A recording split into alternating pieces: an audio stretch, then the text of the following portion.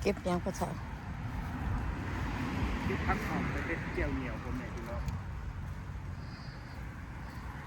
ทีนี้เอาข้าวคั่วตรงเรื่อยแบบนี้ไว้เด็ดมันสิบ่เน่า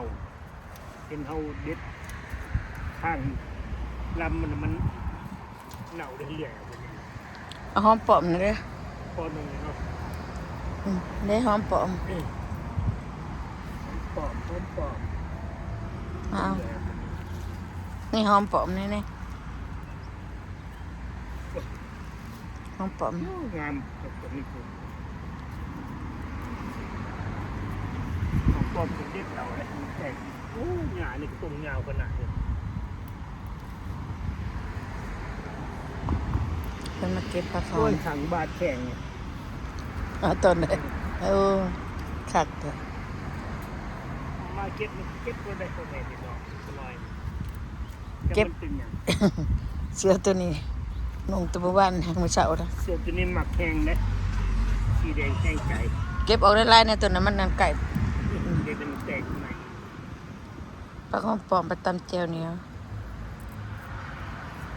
เก็บเอาที่อยู่นี่เหยียบมันเอาดิ เอา นี่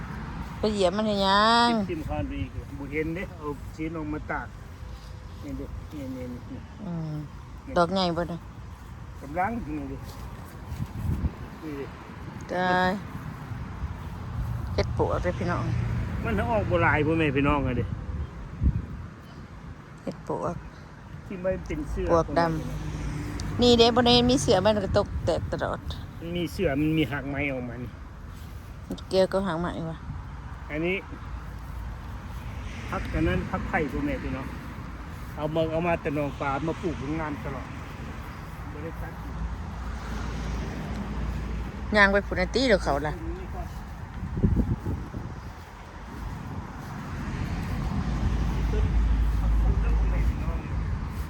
ไปเลี้ยงหัวมาต้นสองต้นมาปลูกเอามากินเป็นเขากินว่าที่เขากินไหน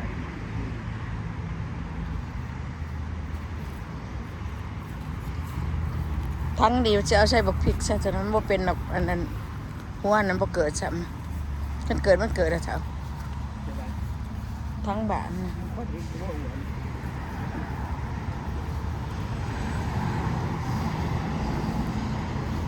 แม่มันกินเบิดยอดหวาน บ่มันกินบ่เบิดไปจะเก็บมาเก็บอีก เขามีตู้ต้นกระเล็ก เอาได้ไหมผักกาดนะเอาบ่ไปกินนะมันล้างยากอีสังบัดนี้ เอาตัวมันสูงนี่เด้อ มันบ่แซ่บเด้เอ้ยก็เอาตัวมันเตี้ยน่ะ อันส้มโบเด็ดเดี๋ยวนี้โอ้ย วันนี้บ่ได้ละเมื่อยละ เอาสีล่างให้ เมื่อยโอ้ยพักไปใบไปสิเหี่ยว เอาตัวนี้คนเด้อรถประกาศส้มกินเลย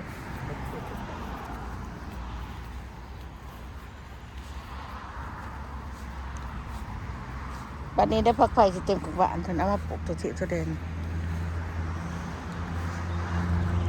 บ่เห็นต้มกินเอามาเพื่อไปต้มกินเอาชามมาให้เฒ่าเด้อชามมาหมากอันนี้หล่นบ่ได้ว่าหมากอันนี้เลี้ยงยากพี่น้องหมากพับนี่เลี้ยงยากหล่นบ่ได้โอ้ยน้ำยังไม่เข้าตาขนาดเนาะน้ำพ้นแต่ว่าคือแสบว่ะ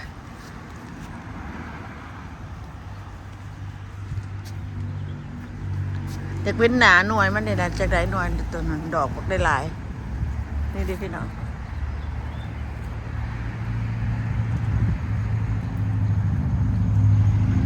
มันเคี้ยวคือไวนี่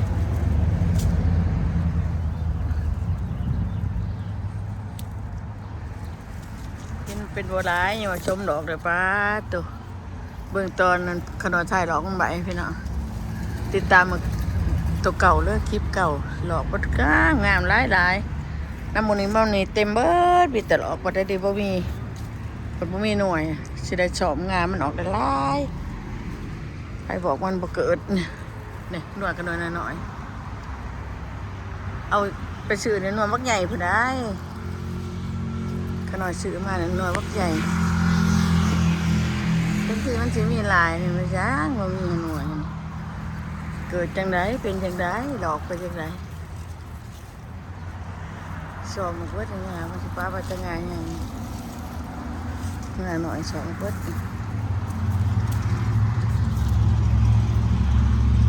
เสียงรถเสียงดังคนตื่นแต่นอนน่ะไปแล้วบุญวันหากิน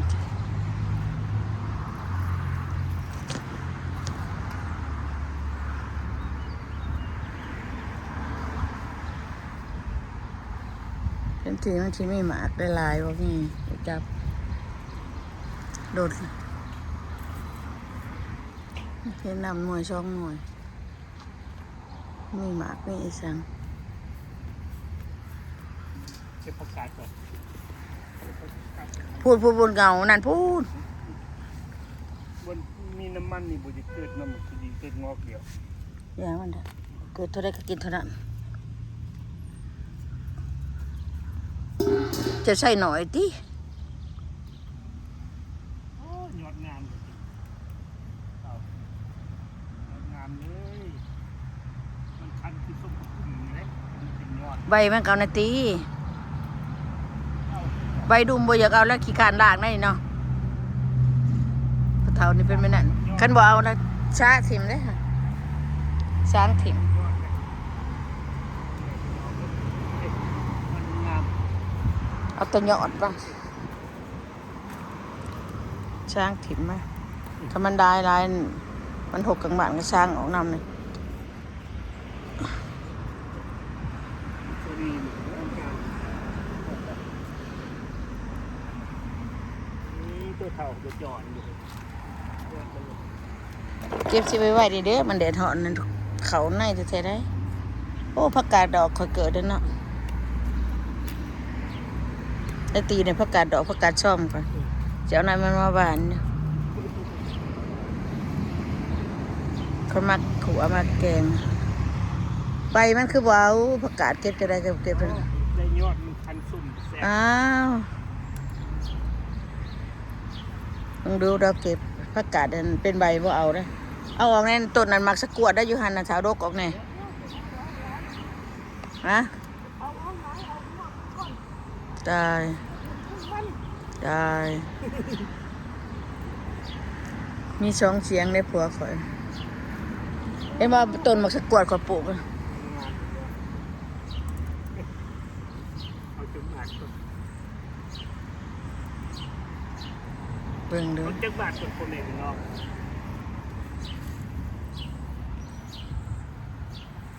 สิมาอยู่มีกาเนี่ยมานั่ง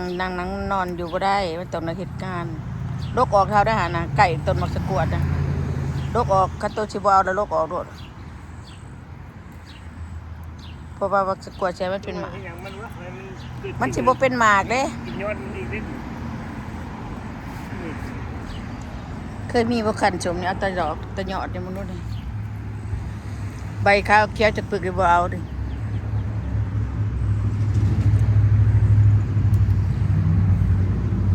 ยังไงนะโรคออกใกล้ๆมันต้นมักสะกวดคอยนะโรคถิ่มนำแน่ มีกระลุกขึ้นเลยไกลเนี่ยจ้ะ โรคถิ่มยังไงยังไงบักสะกวดมันใหญ่ งามเด้เต็งอีกก็ขั้นส้มนี่เต็ม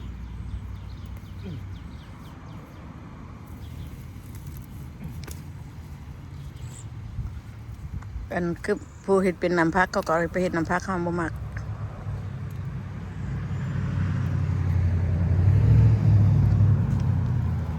อันนี้เด้คือบ่เอาใช่เท่านี่หย่อนใหญ่ๆคือบ่เอาไปหาเก็บเอาในตุกติดขี้ดินน่ะ กิน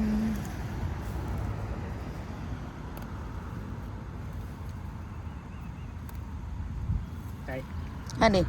หย่อนใหญ่ๆอันนี้คือบ่เอาใบใหญ่ๆน่ะก็จะเก็บผัก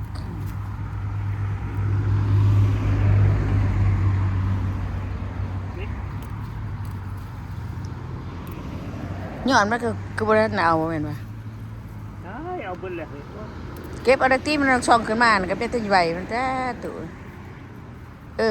เก็บเอามันเบิดได้สักเทิงนี่ โอ้ตัวนี้ยอดคืองามถือว่า เราบ่ได้เห็นนะเขาบ่บอก งานเห็นคักได้นี่คันส้มพ่อแม่พี่น้อง ไอ้ได้หย่อนบ่เห็นป่ะบ่เห็นว่าหย่อนเพิ่นดูพี่น้อง นี่แหละตาจ้ะ เออเฉพาะปลาเจียงข่อยแปลงนัวเหลืองกับว่าแปลงนัวขาวนี่ นี่แหละ แปลงนัวแดงว่าซั่นเที่ยงกับเมียจนสิผิดกัน ไป พุ่น จังได๋ น่ะนี่เด้ตัวนี้บ่เอาไว้นี่เอานั่นตินะ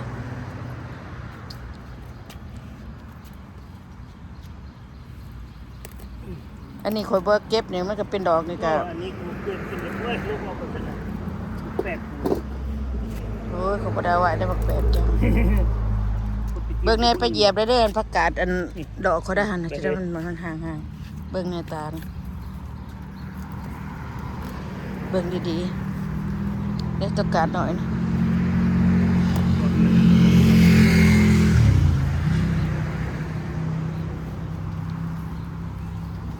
เข้าหัวเข้าสวนอีกเด้อพ่อแม่พี่น้องลูกหลานลูกหลานมาจะมันออกตาออกหูอยู่ได้ เหยียบช่วยจังไข่ แล้วสิเก็บประกาศนั่นแหละเนาะ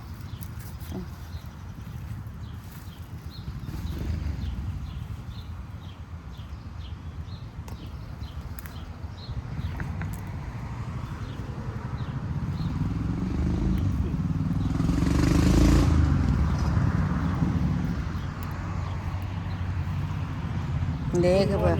คือมันเก็บไม่ได้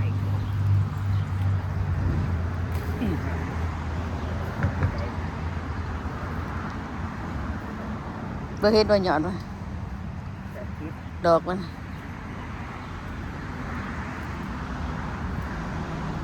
บ่จังไข่ก็บ่ช่วงสิเป็นดอกนี่ได้ปลูกนะมื้อก่อนนี่มีแต่หญ้าบ่ได้มาลกมา ตัดหญ้าก็จะคำกันปูแดดๆมาเขาไปล้างผักล้างหญ้าใส่กล้อง ก็กระถ่ายแล้วก็เจ้าบ่เก็บเด้เจ้าบ่เห็นเขาบ่เห็นดอกข่อยหาเจ้าแล้ว เขามักเป็นต้นไปนี่ได้คันส้มเนี่ยมันกินคือส้มผักบุ้งนี่นะ ดอกออกเบิดไก่นะข่อยนี่ต้นนี่ดอกออกมันเบิด แล้วเอาอะไรตำอะไร บ่มักหาข่อยนั่นนะมักอันน้อยข่อย น้อย ข่อยแฮงว่ามีบักน้อยมันปลูก2เทื่อแล้วบักน้อยนี่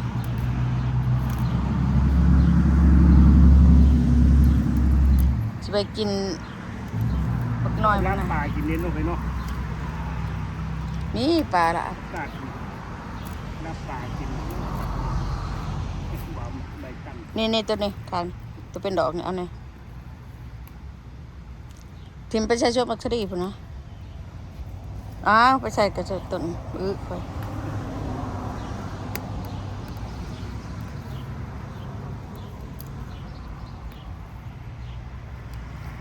เป็นเจ้า นี่นะต้นนี้มันไก่นี่มันออกระเบียบมันเห็นนะจักบักบวบจักบักน้อยเนี่ยมันเกิดอยู่นี่ปลูกกูดักกระบาปลูกบักน้อยใช่ไหมเป็นบักบวบวะปลูกบักน้อยมันจะเป็นบักบวบว่าที่ เราบุได้แล้วมันเปลี่ยนได้ถูก โอ้โหตัว เนาะพ่อแม่พี่น้องเนาะ ปลูกบักน้อยแท้ๆมันเป็นบักบวบก็ว่าดอกเนาะพี่น้องทีมดมๆในภาษาเอาอ่านเลือกจะได้เป็นนะมันค่อยคือเอาก่อนมัน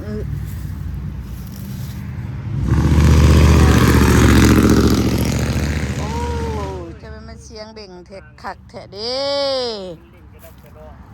นี่มัน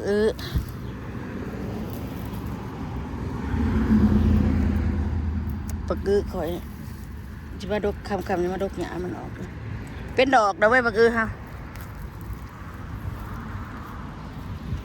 เอาหยอดนอนนี่เอานี่ปลาคมเผานี่ปลาคมเผานี่นะปลูกทีเดียวแล้วเลยปุยานสะดอกสะโน่ดอกปลาคมเผานี่ตัวงามๆนี่ก็บ่เอาอันนี้จักสิบ่เอาอัน บ้า บ่เฒ่าในเรื่องนั่นสิ ลกออกบนบริษัทนะ เลือก3ใบกับยอดนี่ คนงามเพิ่นคันนั้นบางคนก็ว่าโอ้ยสิได้เนาะสิบ่ทิ่มนั่นนะเพิ่นเอาแต่ยอดมันได้ซะพี่น้องโอ้ยนี่เพิ่นบ่ได้เอาได้อันใบงามๆนี่เพิ่นบ่เอานี่เห็นบ่งามบ่นี่งามเพิ่นบ่เอานี่ แต่ข้าวบ่มีไปขอหมูกินนี่แซ่บเนาะ นาขอทานนาขอทานเลยมักของก็จะถิ่ม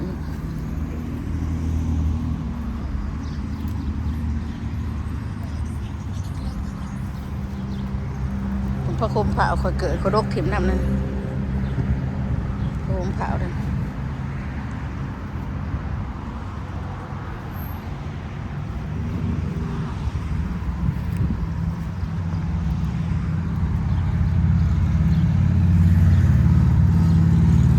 เด้บนต้นบางอื่นคือบรกเอาแน่เท่า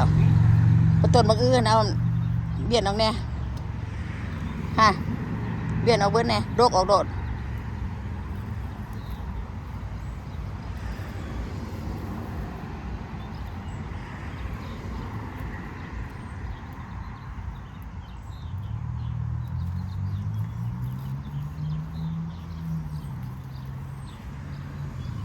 เห็นแต่ก้นกุจุดอยู่นี่นะเอาตัวนี้คือบ่เอาปะเท่าเก็บผักพวกนี้เพิ่นเก็บผักคักๆเลยนี่นะต้นนี้ก็บอกให้เอานี่นะเพิ่นว่ามาช้างเอาอยู่นี่ไปทางอื่นนะเด้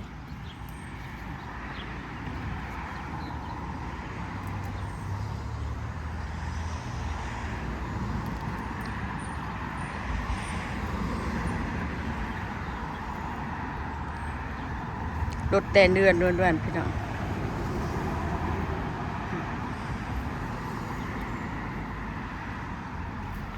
เก็บประกาศมึงแนบกันเป็นพี่น้องเนี่ยเอาได้นอกจากสิบดกถิ่มึงนั่นนี่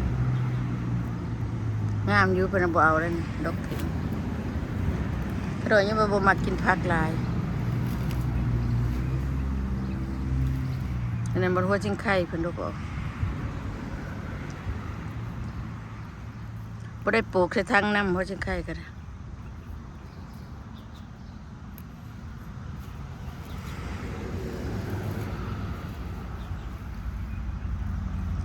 เหยียบกระเทียมก็ร่งตีจีน้องเขาได้คุดเอากระเทียมนั่นนะดอกมันแก่ เต็มซ้ำพ่อแม่พี่น้อง เอาไหมอันนั้นบนมะกือหนึ่งบอยตกเอาเก็บเอานะดกเอามันอ่อนนะจะไปเอาตะหยอดแก่จะไปขัดนะจะไปกินนี่วะใบมันก็บ่เอาดกออกนะประกาศตัวได้ของพวกเก็บเดินได้พี่ดองดอกมันนะพี่นามาหลายกว่าเก่าอีกเต็มที่โดนลองนะบ่ได้ใส่หยังอันนี้บ่ได้ใส่เอาเวลาอะไรมาใส่หลายปานนี้บ่ได้สิเอามาใส่ได้อย่างงามปานงามก็น้อยบ่มักได้เดบอนทางนอกก็บักหลายให้หยอดหมกมาบ่เอาแล้วหลอกกับมันขัดนะบ่แซ่บเฒ่ามันแค่แก่ได้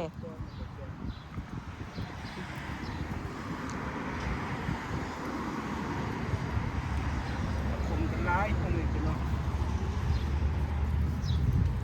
นี่ปลาคมนี่ก็ร้ายเลยสิเอาเก็บไปอ้อมกินอยู่นี่แซ่บเลยนี่ น้องจะพากิน บ่ว่าพื้นเก็บไปอ้อมกินอยู่ครับผม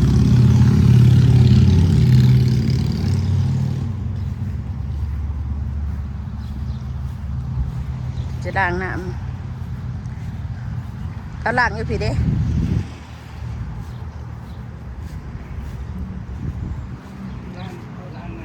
โอ้ยขี้ดินด่างก่อนขี้ดินเขาซึ่งได้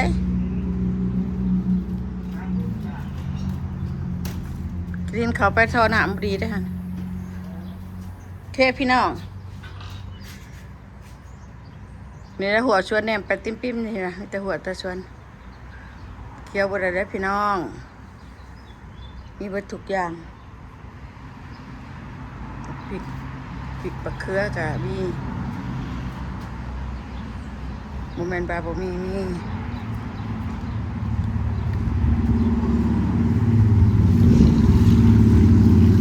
รถเสียงราง